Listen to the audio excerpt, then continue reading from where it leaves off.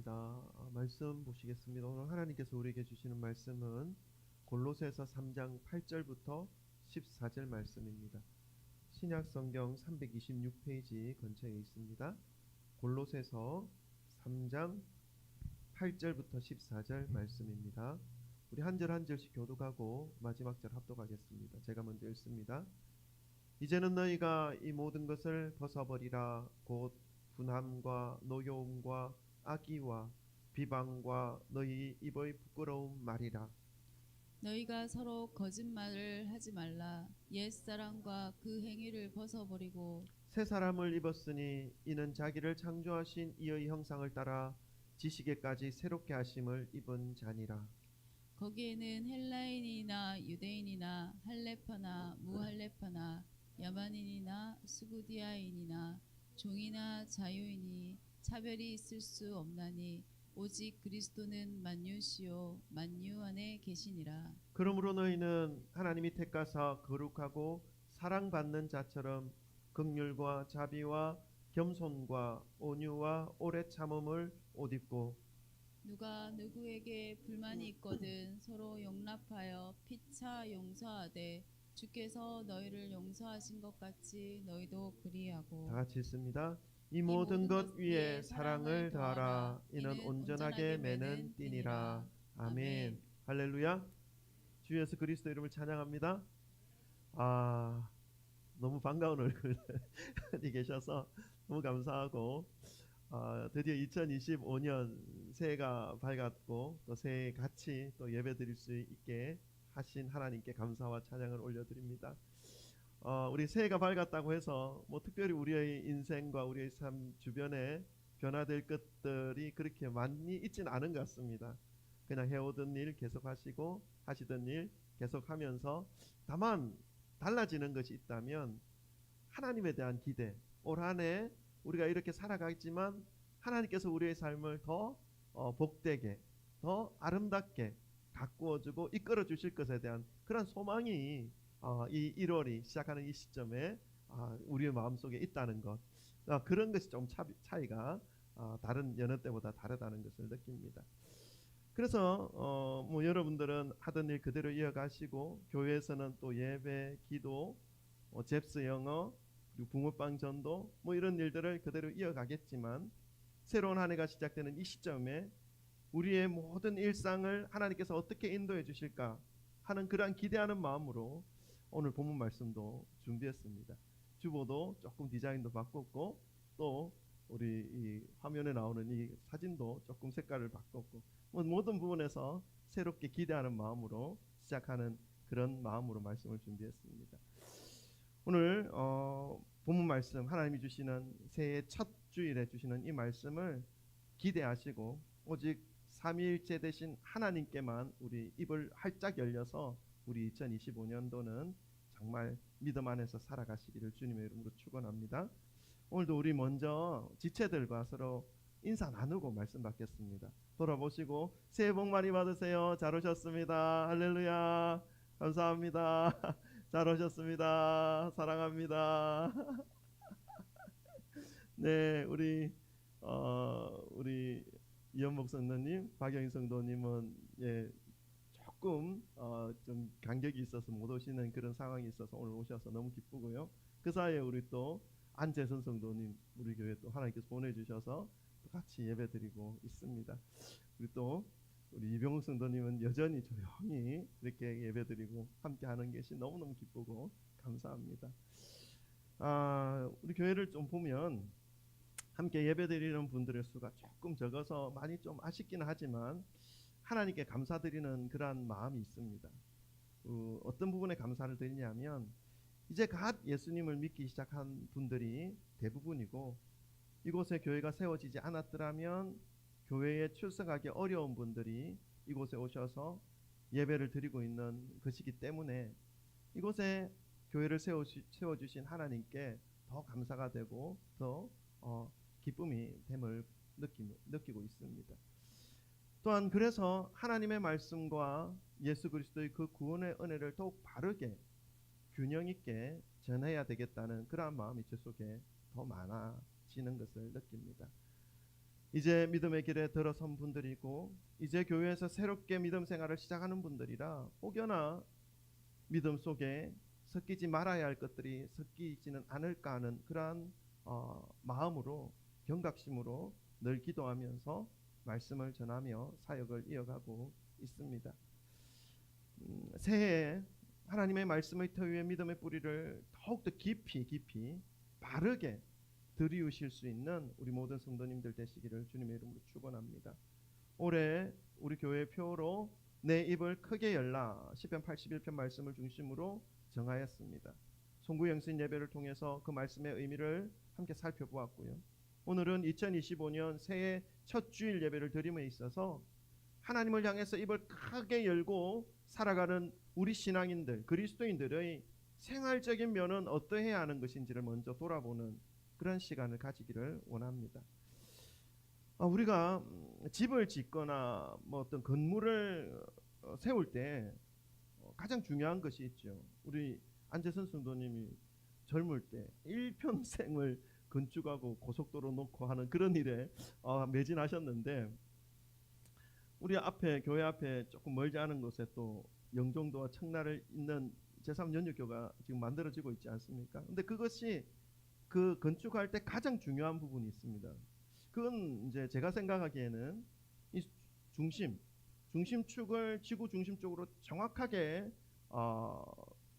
세우는 그것이 너무너무 중요한 것입니다. 왜냐하면 그것이 조금이라도 기울여 있거나 안쪽으로 치우쳐 있으면 건물이 오래 가지 못하는 것이죠. 무너지기 쉬운 것이죠.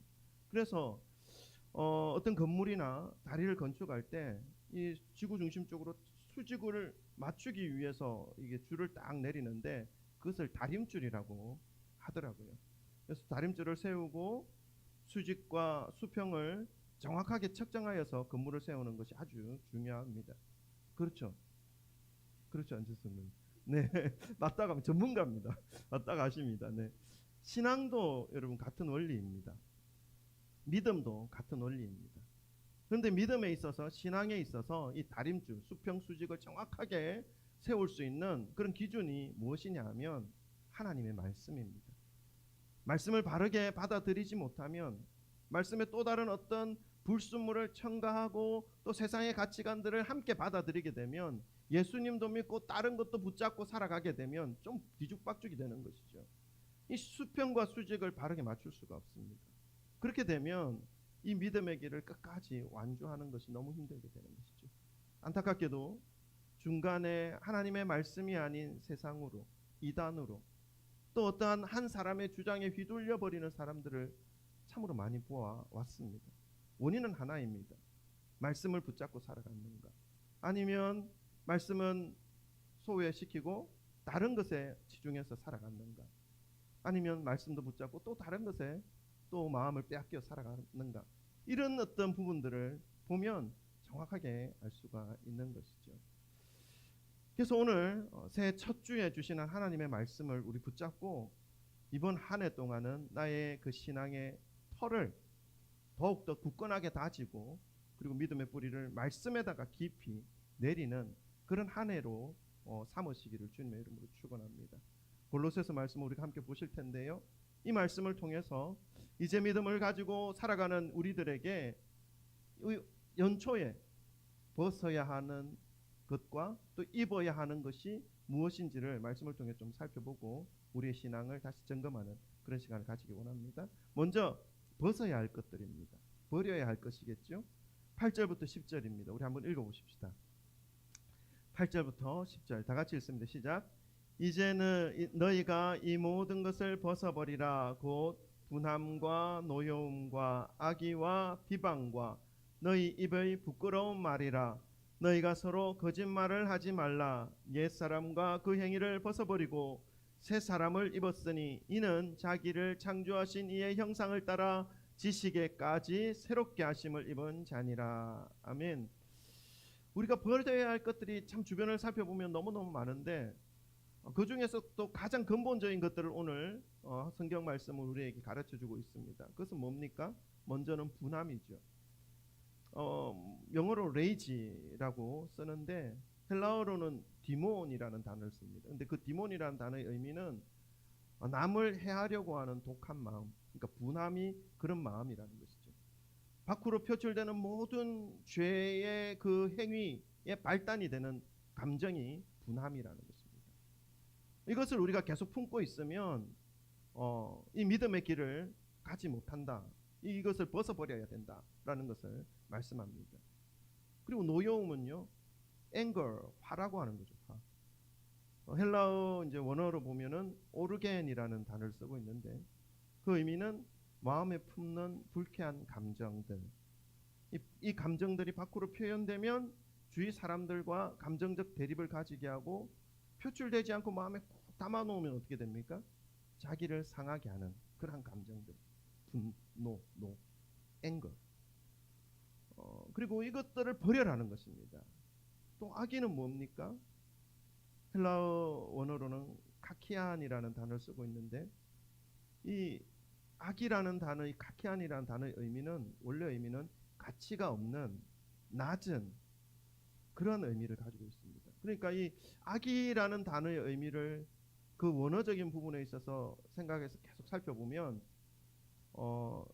스스로 가치가 낮은 마음의 상태에서 발생하는 감정입니다. 자기 스스로 이 도덕적인 가치관을, 도덕적인 수준을 아주 낮추면 어떻게 됩니까?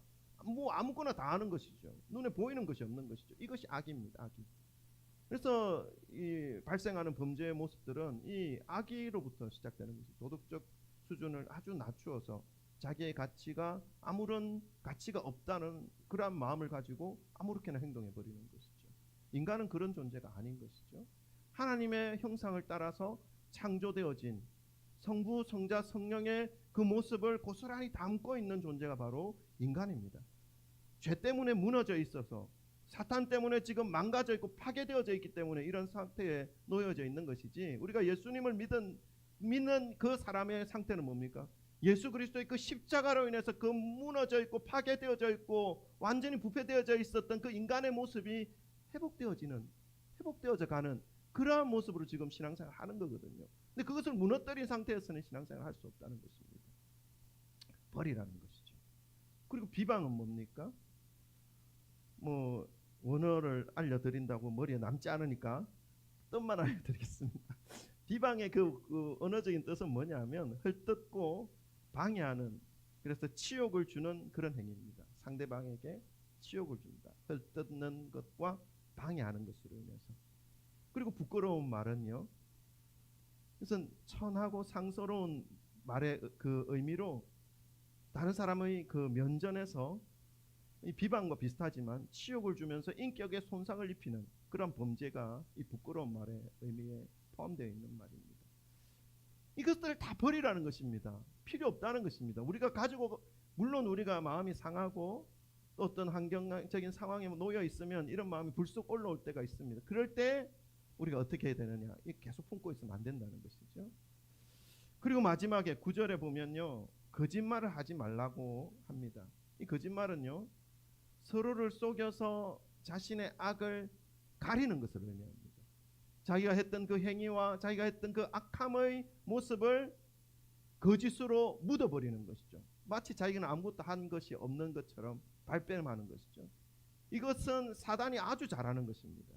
사단의 아주 전공이죠. 전공. 자기가 아주 강한 것처럼 얘기하지만 사실 사단의 그 모습은 예수 그리스도의 이름 앞에 녹아내리는 아주 약한, 그러나 자신을 과시하려고 하고 자신의 쫄개로 인간들을 삼으려고 하는 그러한 사단의 계략이 거짓인 것이죠. 이 바울 사도는 그리스도인들이 버려야 할 것들로 오늘 잠깐 설명해 드렸던 분함과 노여움과 악의와 비방과 입에 부끄러운 말과 거짓말을 차례차례로 열거하고 있습니다.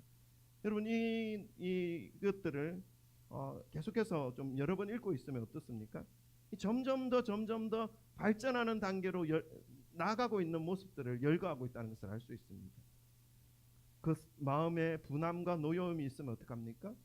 서로 상대에 대하여 악의를 가지고 비방을 하죠. 그리고 그것이 더 발전하면 어떻게 됩니까? 인격적인 모독을 주고 부끄러운 말을 내뱉으면서 결국 그 모든 관계를 무너뜨리고 어떻게 합니까? 거짓말하죠. 자기는 쏙 빠지면서 나는 그런 짓 한 적이 없다라고 하는 이 악한 모습들. 인간의 정말 낮은 아주 밑바닥의 그 모습들을 그대로 표현해주고 있는 것이죠. 그렇게 살면 안 된다 하는 것입니다. 이러한 모습은 그리스도인으로서는 온당하지 못하다 말씀하고 있는 것이죠. 믿음의 사람이 입어야 할 옷이 아니다라는 것을 말씀하고 있습니다. 왜냐하면 이 모습은 결국 죄가 죄를 낳는 멸망의 길로 계속해서 이어져 가게 만드는 이 사단의 계략에 딱 들어맞는 그런 모양이기 때문에 그렇습니다. 우리가 아무 생각 없이 살아가게 되면 이런 어떤 모양으로 연루되어서 살아가는 우리의 모습들이 순간순간 발견하게 됩니다. 그렇게 살면 안 된다는 것이죠. 교회를 다니면서도 예수님을 믿는다고 하면서도 이러한 모습으로 살아가는 것은 합당하지 않다라고 분명하게 말씀해주고 있습니다. 그렇다면 그리스도인으로서 입어야 할 옷, 그리스도인으로서 이제 취하여야 할 그 모습은 어떤 모습인지 우리가 좀 계속 말씀을 통해서 보기를 원합니다. 우리 12절부터 14절 말씀입니다. 이 말씀도 우리 함께 합독해 보겠습니다. 12절부터 14절입니다. 다 같이 읽습니다. 시작.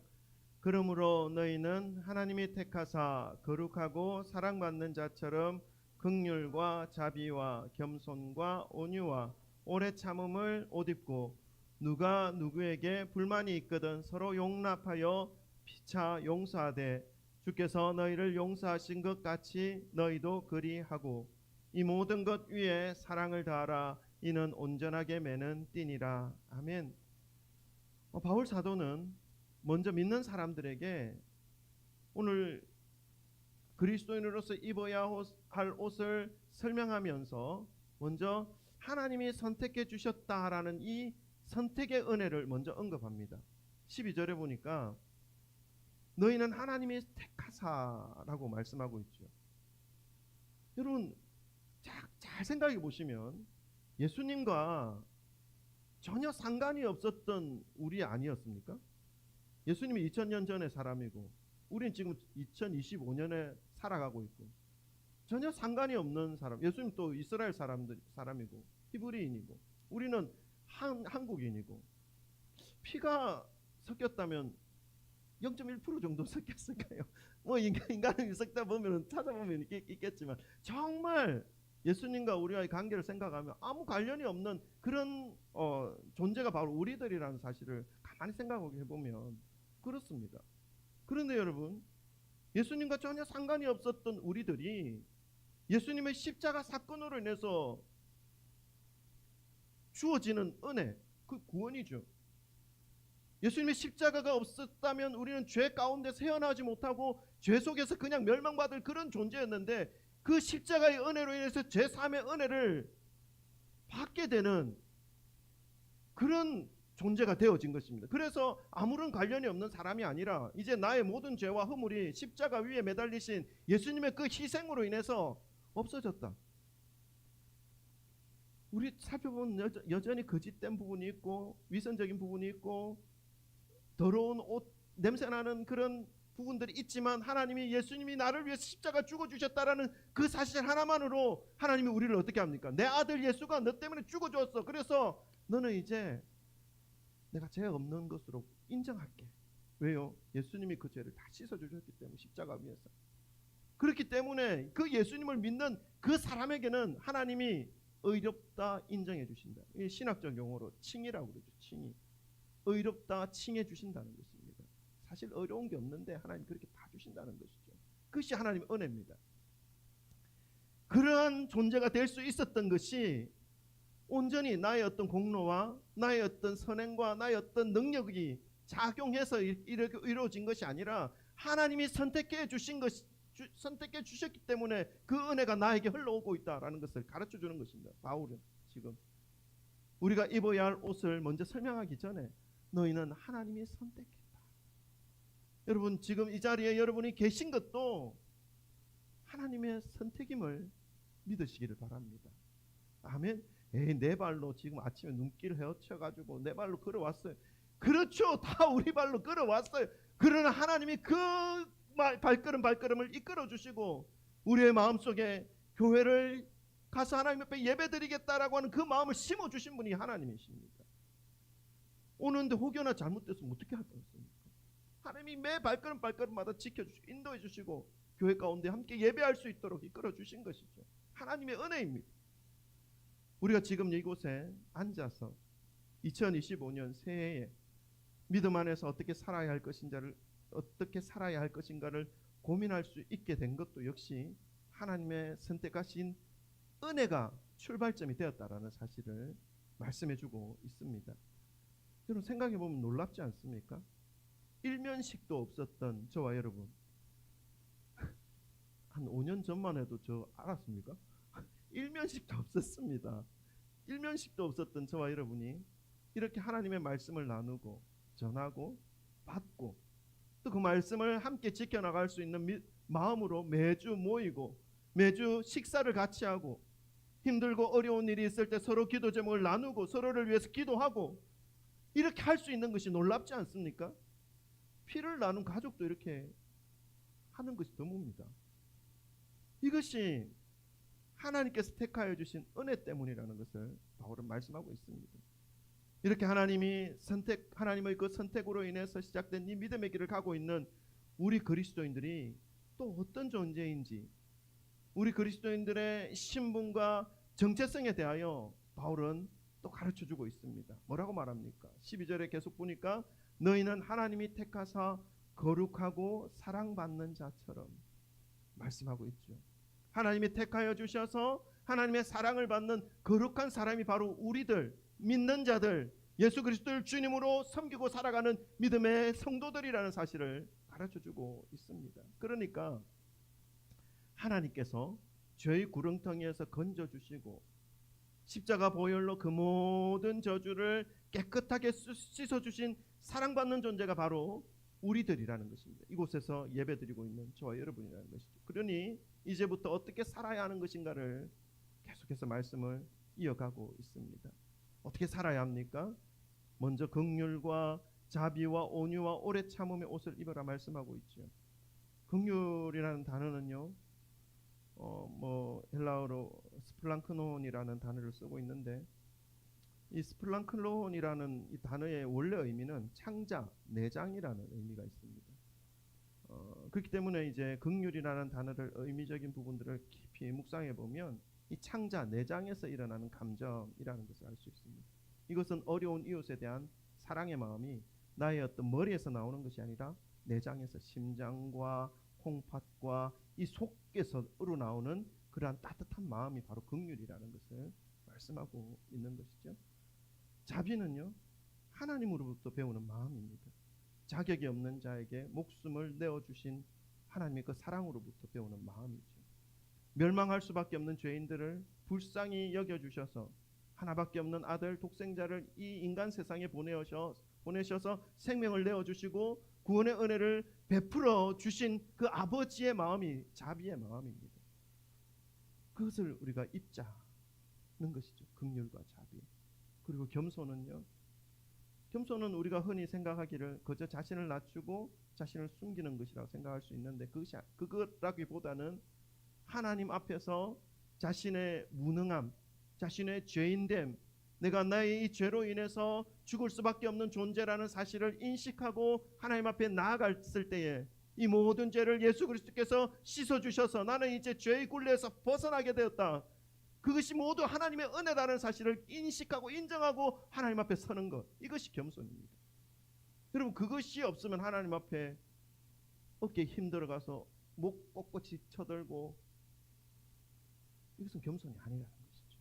나는 하나님 앞에 아무것도 할 수 없는 존재이지만, 아무것도 아닌 존재이지만 하나님의 선택하심과 은혜로 인해서 주의 자녀된 그 은혜를 받고 있다. 그것만 생각해도 너무 감사하다. 그러한 마음으로 하나님 앞에 서는 그 마음, 그것이 겸손입니다. 온유는요, 어떤 연약한 의미로 다가올 수 있는데, 온유함이라는 것은 조용하고 한쪽에 숨어 있고 이런 의미로 다가올 수 있는데 그런 의미가 아니고요, 외유내강입니다. 겉으로는 유하게 보이지만 속이 아주 튼실하고 강한 그러한 존재라, 그러한 마음인 것입니다. 이 온유는 길들여진 성품입니다. 길들여지기 전에는 어떻습니까?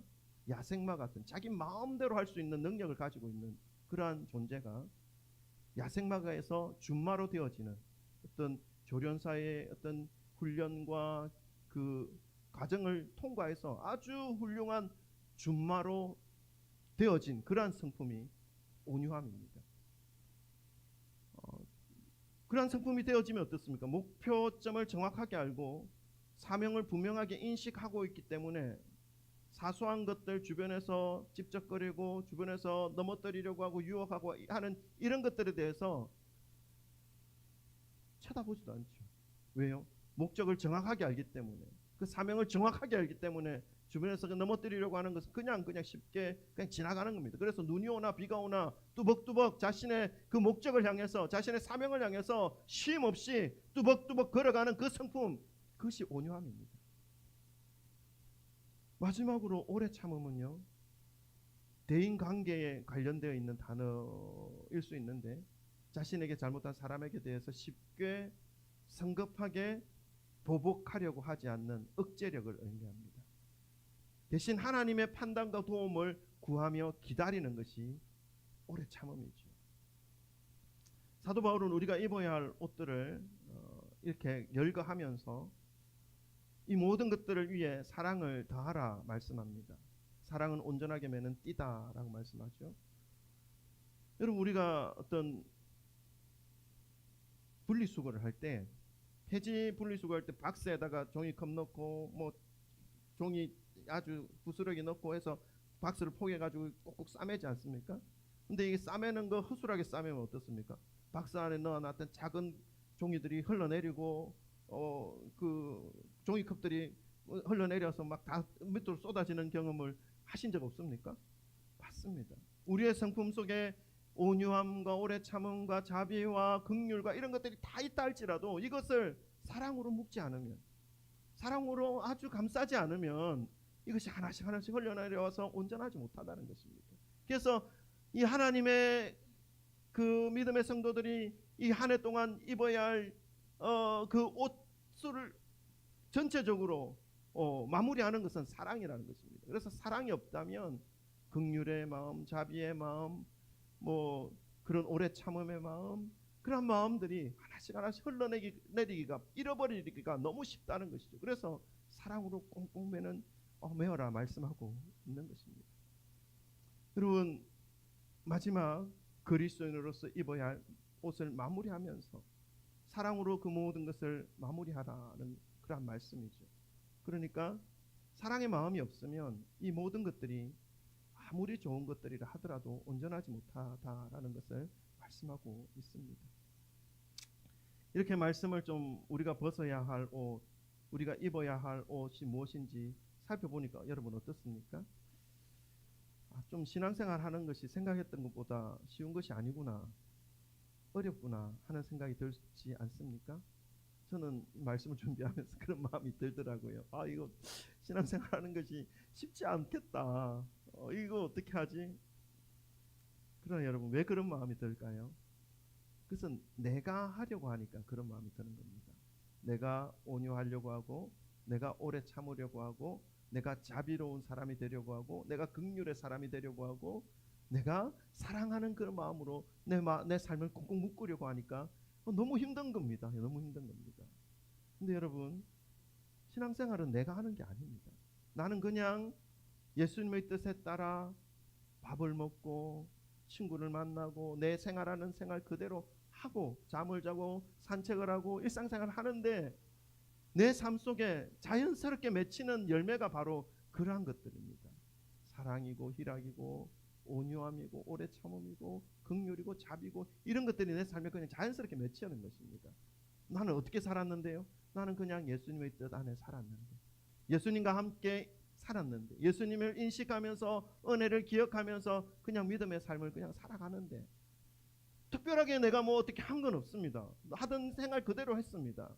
밥 먹고 자고 친구 만나고 영화 보고 또 쉬고 뭐 볼일 보고 그렇게 했는데, 내 삶 속에 나의 어떤 성품 속에 자연스럽게 맺히는 것이 그러한 열매라는 것이죠. 내가 아무리 맺으려고 아무리 노력을 해도 어떻게 해요?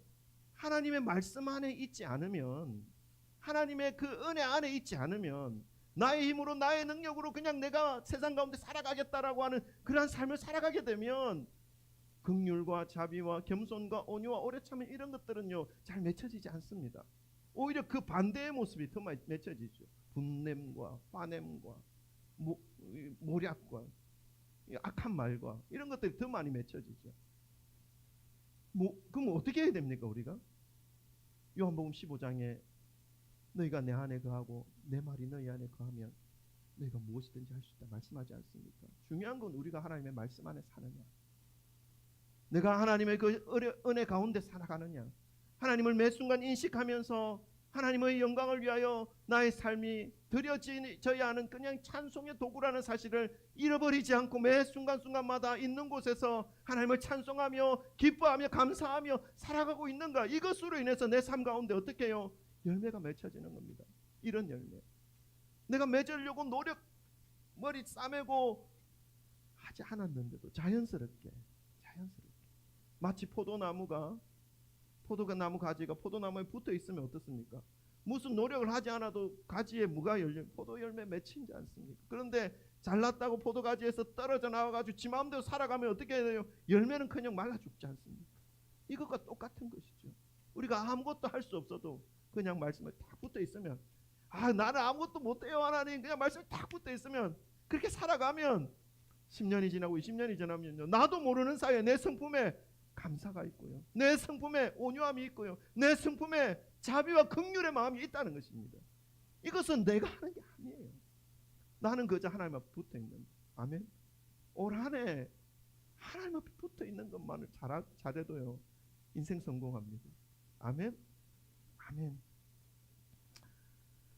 그저 하나님의 은혜가 좋고 그저 하나님의 그 사랑이 너무 감사해서 주님 안에서 살아가게 되면 너무나 자연스럽게 이러한 옷을 입고 있는 내 모습을 발견할 수가 있다는 것이죠.